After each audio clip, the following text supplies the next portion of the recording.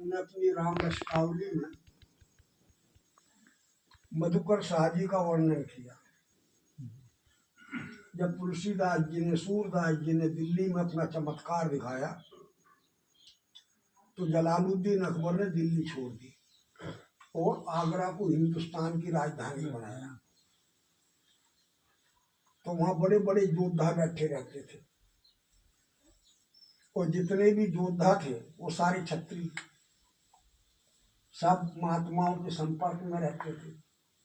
कोई रामानंदी तिलक लगाए, कोई निम्बार की तिलक लगाए, कोई राधा वल्लभी तिलक लगाए, एक से।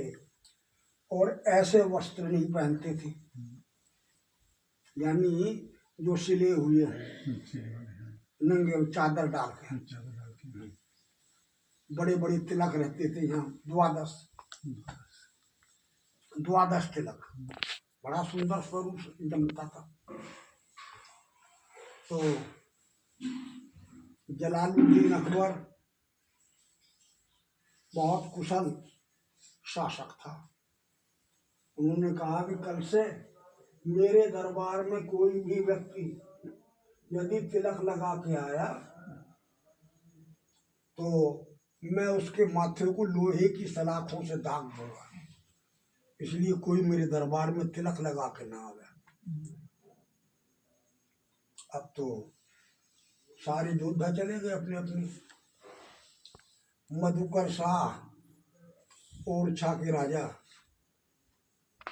वो अपने सारे योद्धाओं को लेकर बैठे थे। बीच में आसन लगा हुआ, चारों तरफ योद्धा लोग बैठे। बोले, अरे बुंदेलो, चंदेलो, बघेलो, रूहेलो, ये उनके सब बैंक थे।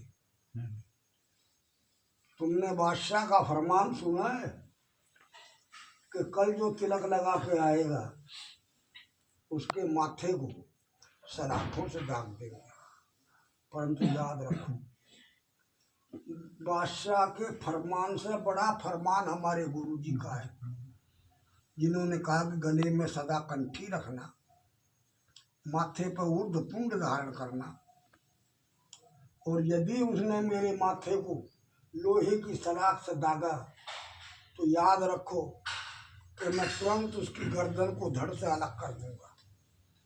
और तुम लोग जितने रूहेले, बुंदेले, चंदेले, खंडेले बैठे हैं, आगरा को लूट लेना और मार काट लगा लेना है, तो तुरंत ही जो अपनी अपनी तलवारें खींचने लगे। अभी नहीं करना है, मेरा इशारा देखना। तब तो अगले दिन दरबार लगा अखबार का आगरा में। बोले कि मधुकर शाह, कल तुमने मेरा फरमान सुना कि जो मेरे दरबार में तिलक लगा के आएगा उसके माथे को मैं लोहे की सलाखों से दाग दूंगा। तो मधुकर शाह तलवार की मूठ पकड़ते हुए बोले कि शहंशाह, आपके फरमान से बड़ा मेरे गुरु जी का फरमान, जो समूची कायनात के बेताज बादशाह है, जो मेरे सर को लोहे की सलाखों से दाग देगा, मैं उसके सिर को धड़ से अलग कर दूंगा। इतना वाक्य बोलना ही था कि जितने योद्धा बैठे सबने अपनी अपनी तलवारों की जो मूठ थी फटाक से हाथ फेंक दिया। तो तुरंत पैतरा बदलते हुए अकबर बोला कि वाह वाह मधुकर शाह, तुम असली टिकैत निकले, तिलकधारी। टिकैत माने तिलकधारी, और तो सब मिटा मिटा के आ गए, असली तो तिलकधारी तुम ही निकले। उनने जान लिया कि इन्हीं की बदौलत तो मेरी शहंशाहत चल रही है, और यही बागी हो गए तो मेरी तो सारी बादशाहत धूल में मिल जाएगी।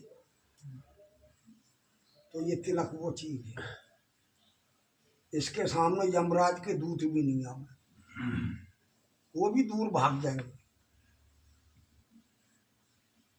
अजामिल का आख्यान सब आपने भागवत सुनी है, पढ़ी है। तो तिलक की महिमा बहुत अलग है। और मुबा तिलक से है।